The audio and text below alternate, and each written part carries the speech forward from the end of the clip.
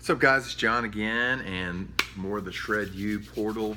This time, this section is going to be about overcoming roadblocks and specifically course corrections. So, every once in a while we're going to goof up. It's just part of it. If we got the meal prep, I got caught, nearly got caught the other day without a meal prep plan. Didn't have any snacks on me, all that kind of good stuff. And you're starting to think, well, maybe I can just stop by McDonald's. It won't be that big a deal, blah, blah, blah. So, and then you do something like that, and then you kick yourself in the ass for the rest of the day and just completely go off the rails. Well, if I'm going to have McDonald's now, I might as well go to Wendy's and get a Frosty later. This day is shot, right? Because there's no turning back, until maybe tomorrow. But you start thinking about that, and it's like if you are driving down the road and you caught a nail in your tire, you're able to make it home, but that tire was super flat. Would you just slash the other 3 tires?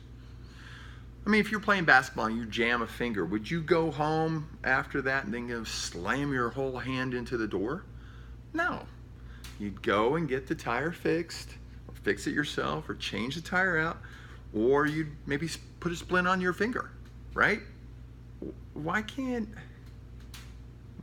your eating be the same way? If you mess up, just fix it with the next meal. Okay, that's the big deal here. So there's a couple things that I want you to think about the next time you start going toward, getting off the road and heading into the ditch. The first one is, what was going on at the time? Okay, can you keep that situation from happening again? Can you see it far enough in advance next time so that it doesn't catch you off guard? Because a lot of this is going to happen just because it's a knee-jerk kind of reaction. What are the negative things that you were telling yourself in the conversation in your head before you made that bad decision? Yeah.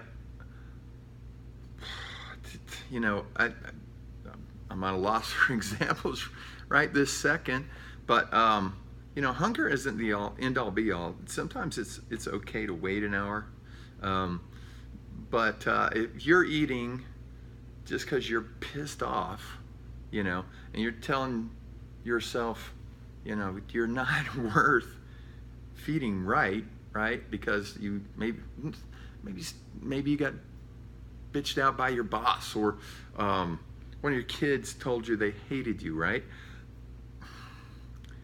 Look, it's okay, but you don't pile on top of it with your own mental game and say, oh, maybe I am a bad dad or a bad mom. No. You're being a parent. You're being the best employee you can be. Do not heap more onto it, okay?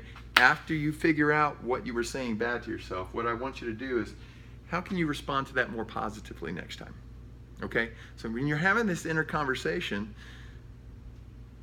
there's a way that you can turn things around during that conversation if you're aware you're having the conversation. So what can you say positively to yourself? It's like, I can't, if my kid and they're telling me I'm a horrible parent, it's like, well, I'm not supposed to be their friend all the time. Sometimes I do have to be the daddy or the mommy. If it's work, they can be having a bad day too. So slough it off. Say some positive things. Make sure that you don't keep sliding down this hill again another time. You get a chance to learn from the first time. Do it.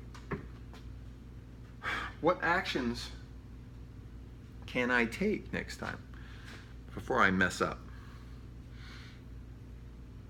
Well, an action might be not turning into the McDonald's. Or an action could be, just instead of doing the 800 errands that you have to do, stop by the supermarket real quick and pick up a bag of jerky. All right? Do something.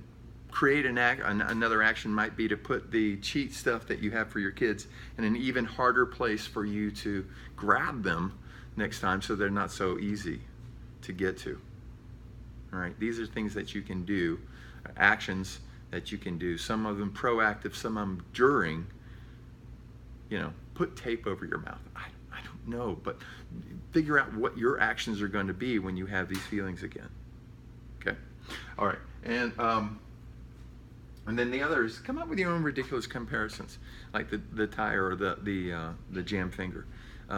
Make it ridiculous, right? Make it so humorous. And I do that with a lot of stuff. Like, this is the worst traffic ever.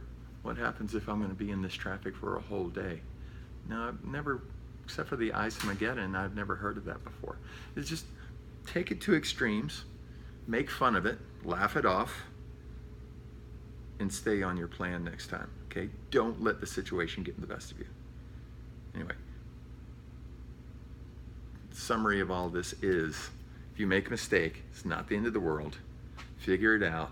Figure how you can see it coming next time, and olay that sucker. Thanks.